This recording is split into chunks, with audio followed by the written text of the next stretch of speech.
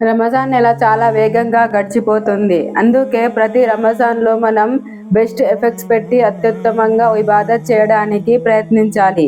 ఈ పవిత్ర రంజాన్ నెలలో జన్నత్ స్వర్గం ద్వారాలు తెరవబడతాయి, జహన్నం నరకపు ద్వారాలు మూసివేయబడతాయి మరియు శైతాన్లు బంధించబడతారు. ఎవరు ఈమాన్ మరియు ఆశతో రమజాన్ ఉపవాసాలు ఉంటారో వారి గత పాపాలన్నీ క్షమించబడతాయి. ఈ నెలలో చేసిన ప్రతి మంచి పని మరియు ప్రతి సదఖా దానం 70 రెట్లు పుణ్యం పెరుగుతుంది. అందుకే ఈ రమజాన్లో మీరు హృదయపూర్వకంగా నమాజ్ చేయడానికి ప్రయత్నించండి. తహజ్జుద్లో లేచి దువాలు చేయండి. ఖురాన్ను అర్థం చేసుకుంటూ తిలావత్ చేయండి. అల్లాహ్కు మరింత దగ్గర అవడానికి ప్రయత్నించండి. ఎక్కువగా జిక్ర్ మరియు తస్బీహ్ చదవండి. తద్వారా ఎప్పుడూ పుణ్యాలు పొందుతూ ఉండగలరు. రమజాన్లో ప్రతి క్షణం ఎంతో విలువైనది.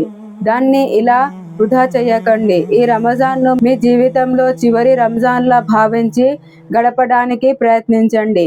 ఈ వీడియోను ఎక్కువగా షేర్ చేయండి, ఎందుకంటే చిన్న చిన్న రిమైండ్స్ కూడా చాలా పెద్ద లాభాలను కలిగించగలవు.